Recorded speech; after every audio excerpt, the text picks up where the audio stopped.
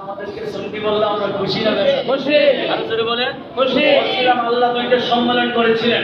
একটা সম্মেলনে আল্লাহ বলছিলেন আলাস্তু বিরাব্বিকুম, আমি কি তোমাদের প্রভু নয়? সর্বপ্রথম আমার নবীজি বলছিলেন ক্বালু বালা, হ্যাঁ আপনি আমার রব, আপনি আমার স্রষ্টা, আপনি আমার প্রভু। আমরা নবীজি সাল্লাল্লাহু দেখা দেখি আমরা বলছিলাম আল্লাহ আপনি আমাদের স্রষ্টা, আপনি আমাদের রব, আপনি আমাদের প্রভু, ঠিক কি না? এই জন্য শ্রদ্ধা দিব কাকে? আল্লাহকে। মাথা ঝুঁকবে একজনের জন্য, তিনি কে? আল্লাহ। এছাড়া কারো কাছে মাথা নত করা যাবে না। যাবে বাবা? জি না। মাথায় শ্রদ্ধা হয়, আপনার মাথায় উকুন হয়েছে, এখন কি উকুন ফেলবেন না গর্দান ফেলে দিবেন? উকুন ফেলতে হবে। এই জন্য বলা যাবে না মাজার সব ঘুরাইয়া দাও।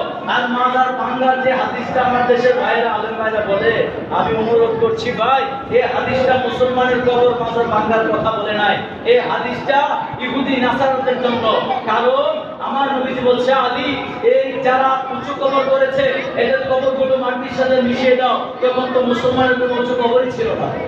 তাহলে উঁচু কবর মুসলমানদের কিভাবে ভাঙতে বললেন? হ্যাঁ, ইহুদি নাসারারা উঁচু উঁচু কবর করে, ওইগুলো ভাঙার জন্য আমার নবীজি হযরত আলী রাদিয়াল্লাহু আনহু বলছিল। তাহলে মাজার ভাঙার যে হাদিসটা, এটা মাজার ভাঙার জন্য বলে নাই, এটা ইহুদি নাসারাদের জন্য বলছে, ঠিক কি না?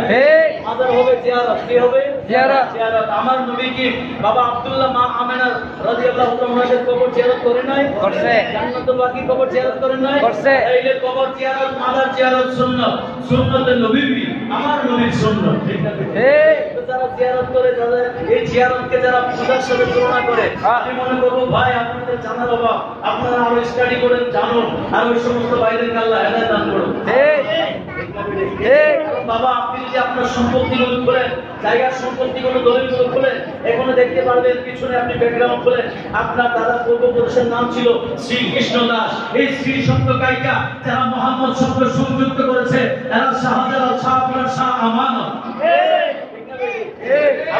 আমাদের পরনে ছিল ধুতি, ধুতি খুলিলা যারা নবীর সুন্নতি পোশাক পরিয়েছে, এরা আল্লাহর ওলিরা বুজুর্গান।